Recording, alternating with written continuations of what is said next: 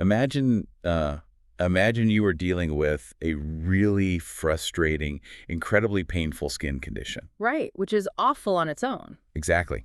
You're spending your days just trying to manage the severe physical discomfort, the emotional toll, the disruption to your daily life.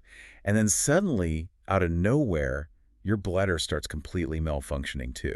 Yeah, that is a terrifying scenario. So you have to wonder, are those two totally different problems? Or, are they two sides of the same coin? That is the ultimate question for anyone caught in that specific medical nightmare. The challenge you run into immediately is that modern healthcare is, well, it's highly compartmentalized. Yeah, they love their categories. Exactly. The system loves to put the body into neat little boxes. You have your skin over here, you have your bladder over there, and you are sent to a completely different specialist for each issue. Right, so the dermatologist looks at the outside, the urologist looks at the inside, and, they might not even share notes. They rarely do. But the human pelvis absolutely does not play by those compartmentalized rules. It operates as a singular, highly integrated system. Which perfectly sets up our mission for today's deep dive. We're looking at a huge stack of urology guidelines, physical therapy clinic notes, and patient advocacy reports to figure out what happens when that integrated system sort of short circuits. It is a fascinating biological detective story, honestly. It really is. We want to answer one highly specific question today.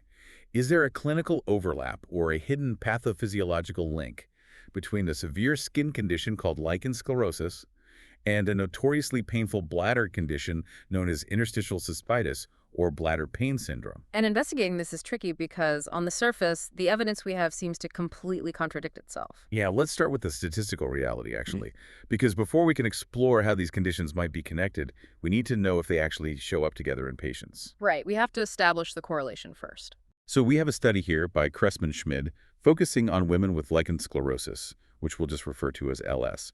And the data shows the odds of having lower urinary tract symptoms, or LUTS, are an astounding 4.5 times higher in women with LS compared to the general population. That statistic is just massive. A 4.5 times higher risk is not something you see by pure chance in medical research. No, definitely not. It indicates a strong, undeniable correlation. But wait, I have to play devil's advocate here and challenge that 4.5 number. Could that just be, diagnostic bias? How do you mean? Well, think about it. If you have a severe, painful pelvic condition like LS, you are at the doctor constantly. You're hyper-aware of your pelvic region. Isn't it possible that doctors are just finding more bladder issues in these patients simply because they're looking closer? Or because the patients are just reporting every little discomfort? It is a totally fair question, and diagnostic bias is a real thing in medicine. But the specific nature of the symptoms really rules that out here. Oh, really? How so? Well, the Christman-Schmid study noted that the most common urinary symptom wasn't just vague discomfort, it was overactive bladder, which has distinct, measurable clinical markers. Okay, that makes sense. Furthermore, the Interstitial Cystitis Network provided notes confirming this phenomenon from the exact opposite direction. Meaning from the bladder side of things. Right. They report that among their patients who already have severe interstitial cystitis, LS is frequently encountered as a co-occurring condition, and it causes agonizing pelvic pain. So the overlap is documented consistently from both the dermatology side and the urology side. Okay, so the statistics say they are undeniably linked. But here's the major roadblock, and this comes from Jacqueline. She's a patient advocate with the lichen sclerosus support network. Yes, her insights were crucial. She points out a massive biological reality check. There is zero evidence that vulvar LS directly attacks any internal organs. None at all. Right, because LS is an autoimmune inflammatory condition. It makes the skin pale, thin, tight, and prone to severe scarring. But that entire disease process stops at the external genitalia. Exactly. It stops right at the urethral opening. It does not physically climb up inside the urethra to attack the bladder tissue. And that is the core paradox of this whole thing. LS is strictly an external skin condition. The skin doesn't just crawl up the urethra. So if the disease itself doesn't physically spread into the bladder, how on earth are the odds of bladder symptoms 4.5 times higher?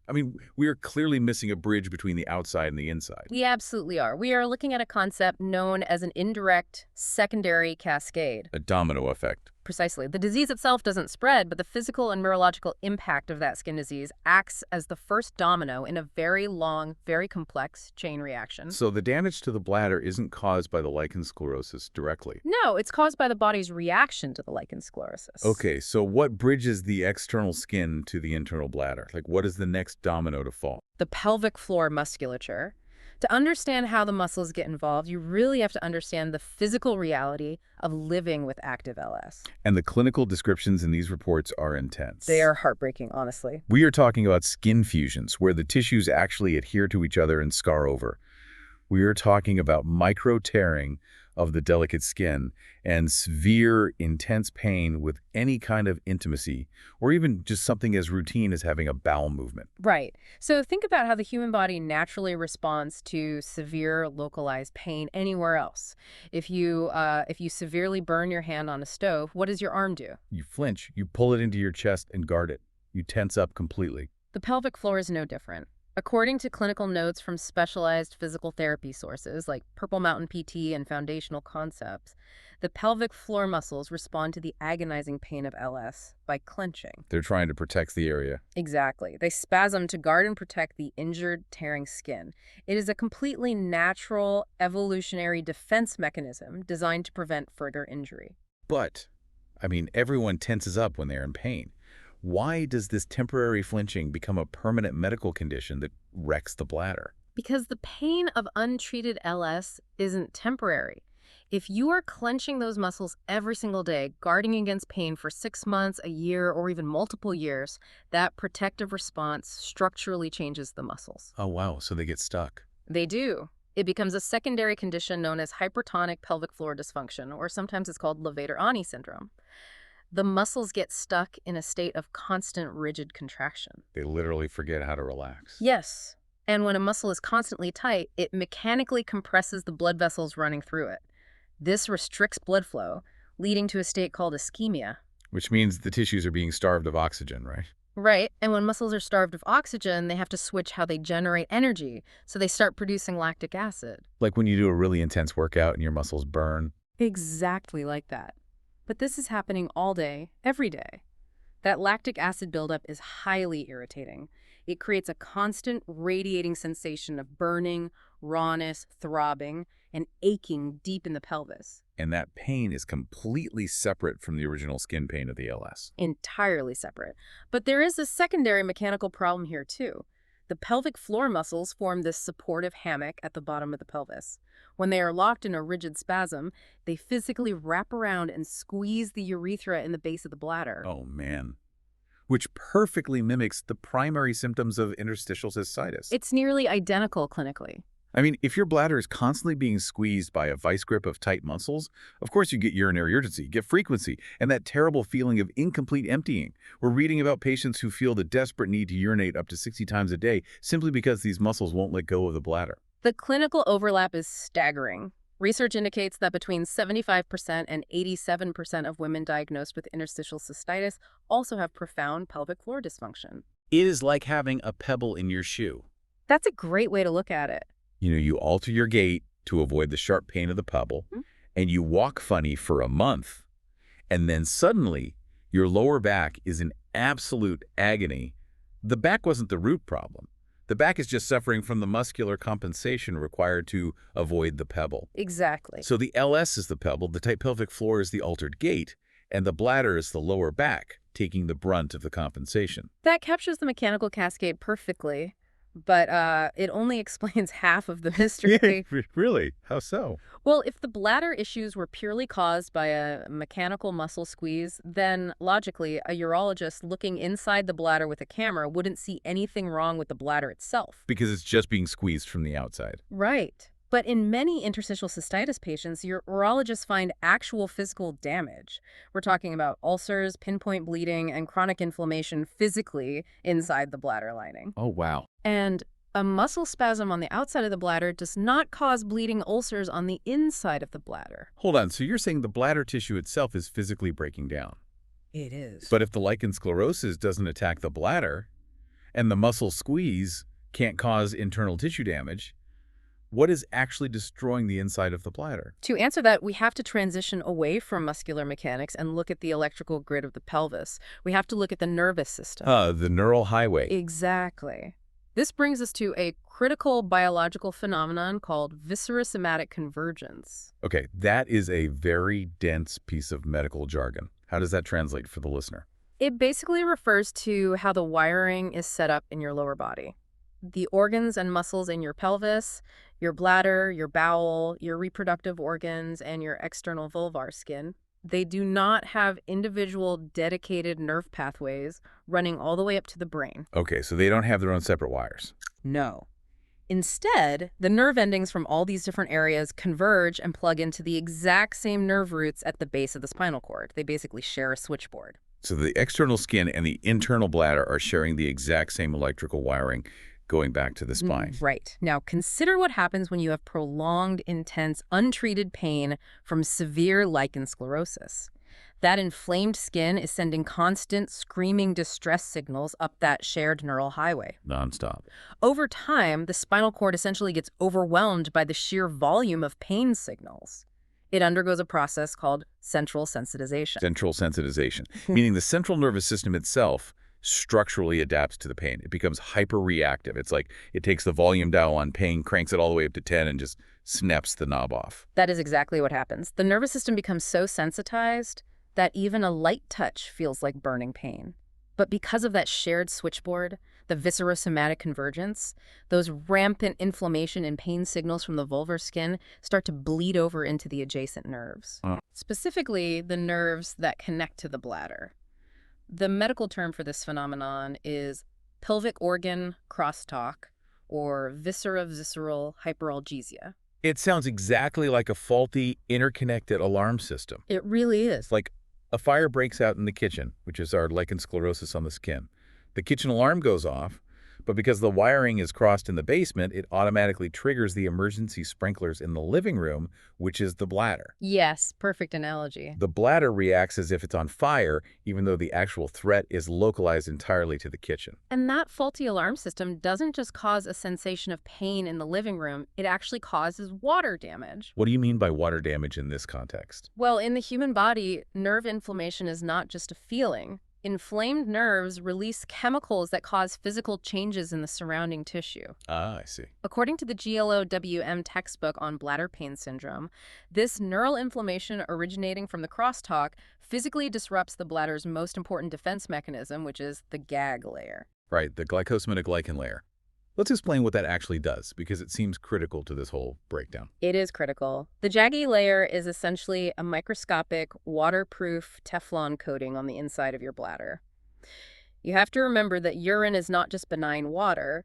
It contains toxic, highly acidic waste products like concentrated potassium that the body is actively trying to expel. Right, it's waste. So the jaggy layer's entire job is to keep those acidic toxins from seeping into the delicate underlying bladder tissue. But when that neural crosstalk happens, when the bladder nerves are inflamed because the skin nerves are screaming, that neurogenic inflammation physically degrades the jag layer. Exactly. The Teflon coating breaks down. It becomes permeable. So suddenly, the acidic potassium in your urine starts leaking right through the barrier, sinking deep into the bladder wall. Which is incredibly destructive. The potassium directly chemically burns the submucosal nerve filaments inside the bladder wall. I was reading the chemical cascade that happens next in the sources, and it is just a disaster. The body senses this toxic leak and basically panics. Total panic mode. It activates mast cells inside the bladder. Mast cells are basically the immune system's frontline defenders. And when they activate, they degranulate, releasing a massive flood of inflammatory mediators straight into the bladder tissue. We are talking about histamine, leukoprienes, and a specific chemical literally called substance P. Yeah, the P in substance P literally stands for pain. It is a neuropeptide that specifically drives chronic inflammation and pain perception. So substance P and histamine flood the tissue, causing severe swelling, pinpoint bleeding, and those actual physical ulcers the urologists find. Right. The bladder is physically degrading and destroying itself, all because of a false alarm that originated from the lichen sclerosis on the outside of the body. The closed loop. Is complete. It is. But There is actually one more biological element here that explains why the skin and the bladder, specifically, are so prone to this exact crosstalk loop. Oh, right. It goes all the way back to embryology. Yes.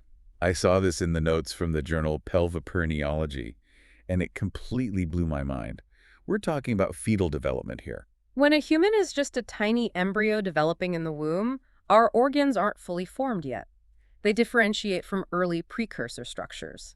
The vestibule, which is the specific vulvar tissue most severely affected by lichen sclerosus, and the bladder actually develop from the exact same preliminary fetal structure. It's called the urogenital sinus, right? Correct. They are quite literally born from the same cluster of fetal cells.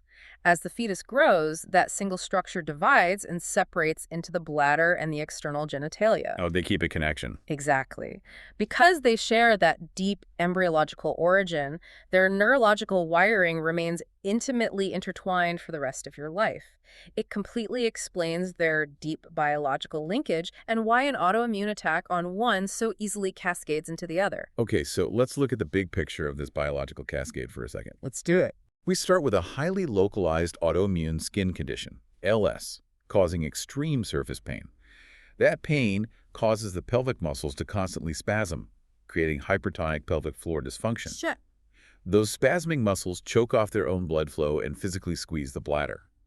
Meanwhile, the constant pain signals from the skin overload the spinal cord, causing central sensitization. Right. The nerves crosstalk, inflaming the bladder nerves. That inflammation destroys the bladder's protective G layer, allowing toxic urine to leak into the tissue, triggering mast cells to release substance P, which physically degrades the bladder wall. Boom! Interstitial cystitis. It is a breathtaking example of how interconnected our systems are, but it also creates an absolute nightmare for the person actually living with it, especially when it comes to getting a proper diagnosis. Because if you walk into a standard clinic with these symptoms, you have burning, urinary urgency, and severe pelvic pain, Yeah. what actually happens? The sources, particularly the patient advocacy reports from cystite.info and the clinical guidelines, highlight a really dangerous diagnostic trap. A patient presents with those symptoms, and the primary care doctor immediately assumes the most statistically common, simple explanation. They tell the patient, oh, you just have a urinary tract infection. Exactly. Even though it's a neuroinflammatory nerve and muscle problem, not a bacterial infection. But the doctor will often hand them a prescription for antibiotics without even waiting for a urine culture. Or worse, when the urine culture comes back completely negative for bacteria, they just assume the bacteria is hiding or undetectable, and they prescribe the antibiotics anyway. And reading through the physical therapy notes, this isn't just unhelpful, it actively causes harm. Huge harm. You are treating a neuromuscular crosstalk cascade with broad-spectrum antibiotics. Which is pointless. The antibiotics do absolutely zero to relax the pelvic floor spasms. They do nothing to rebuild the JAG layer and nothing to quiet the central sensitization in the spinal cord. No, but what those antibiotics do accomplish is the total destruction of the patient's gut and vaginal microbiome. They wipe out all the healthy, protective lactobacilli bacteria, which leads to increased vaginal dryness, makes the external tissues far more fragile, and ultimately worsens the underlying inflammation of the lichen sclerosus. It is the medical equivalent of throwing gasoline on a kitchen fire. So if you are listening to this and you are caught in this exact cycle, like if a doctor is handing you your 5th antibiotic prescription for a supposed infection that never seems to clear up while your pain just keeps getting worse, how do you advocate for yourself? How do you break a cycle when the medical system itself is confusing the origin of your pain? The collective consensus from all these sources is that you have to demand a multidisciplinary approach. You cannot just see a dermatologist and you cannot just see a urologist. You need a team. You need a team that understands the whole cascade, and you have to treat the skin, the bladder, and the muscular bridge simultaneously. Let's break down the required tools for that job, starting with the kitchen fire, the lichen sclerosus. The gold standard treatment there relies on highly specific, ultra-potent topical steroid ointments. When used correctly and consistently, these steroids halt the autoimmune attack, reduce the localized inflammation, and can actually restore the natural plumpness and elasticity to the vulvar tissue. So you have to heal the external skin to stop it from sending those screaming distress signals to the spinal cord. Exactly. Then for the bladder, urologists utilize intravesical therapy. This means they bypass the digestive system entirely and instill soothing medications directly into the bladder itself. Oh, interesting. They use agents like lidocaine to immediately numb the screaming submucosal nerves, and medications like heparin, which actually mimic and help rebuild that damaged JAG layer, restoring the Teflon coating. But fixing the skin and patching the bladder will not work long term if you completely ignore the bridge connecting them. You must address the muscular compensation. Absolutely. Pelvic floor physical therapy is crucial, but the clinic notes from Purple Mountain PT and APTLR are incredibly specific about this. It has to be the correct kind of physical therapy. Right. For the vast majority of patients trapped in this LS and IC overlap, the goal is strictly to relax, lengthen, and stretch the pelvic floor muscles. Under no circumstances should these patients be doing Kegel exercises. None, because Kegels are strengthening contractions. If your muscles are already trapped in a hypertense, oxygen-starved spasm, the absolute last thing you want to do is force them to squeeze even harder. Doing Kegels with a hypertonic pelvic floor is like trying to cure a severe bicep cramp by doing heavy bicep curls. That sounds agonizing. It will only increase the lactic acid and make the pain worse. Specialized manual therapy involves a practitioner physically working to release trigger points, restore blood flow to the ischemic tissue, and gently desensitize the overactive nervous system. And the best therapists don't even stop at the pelvic floor, right? All right. The foundational concepts notes talk heavily about the lumbopelvic kinetic chain. I've heard of kinetic chains in sports medicine, but how does it apply here? Well, the lumbar-pelvic kinetic chain is the integrated mechanical system made up of your lower back, your pelvis, your sacroiliac joints, and your hips. They do not operate independently. Every time you take a step, sit down, or bend over, physical forces travel through this entire system. So if one part is rigid, another part takes the impact. Exactly. If you have incredibly tight hip flexors from sitting at a desk all day or a stiff lower back, your body alters its mechanics. Your pelvic floor muscles are forced to overcompensate to keep you stabilized. Which just adds massive mechanical tension to the very same pelvic muscles that are already spasming and squeezing your bladder because of the lichen sclerosis pain. It's a double whammy. Right. So to truly heal, a specialized therapist has to evaluate and treat that entire kinetic chain. They have to release the hips, align the lower back, and restore healthy, fluid movement patterns to the entire lower body. You are calming the nervous system by proving to the body that it doesn't need to constantly guard and protect itself anymore. This entire cascade really underscores the incredible, if sometimes deeply frustrating, interconnectedness of the human body. We are a masterpiece of biological engineering, but when one wire crosses in the basement, the whole house can light up with false alarms. It really demands a total paradigm shift in how we approach chronic pelvic conditions. You cannot simply treat the skin in isolation. You cannot treat the bladder in isolation. You have to trace the biological breadcrumbs. Exactly, and treat the whole patient. The skin, the muscular mechanics, and the neural wiring. Which leaves us with a pretty massive final thought for you to ponder. We just spent this time mapping out how a localized source of pain on the surface of the body, a patch of inflamed skin, can systematically rewire the central nervous system to attack a completely different internal organ, simply because their nerves run on the same shared highway. Pelvic organ crosstalk. Right. But could this exact same neuroinflammatory phenomenon hold the secret to understanding other widespread, unexplained chronic pain conditions in the body? Think about conditions that completely baffle modern medicine, things like fibromyalgia, chronic daily migraines, or severe irritable bowel syndrome. It makes you wonder. Could investigating these hidden neural highways completely reframe how we view and ultimately how we treat chronic pain on a global scale? Are we spending all our time treating the sprinklers going off in the living room when we really should be looking for the fire in the kitchen?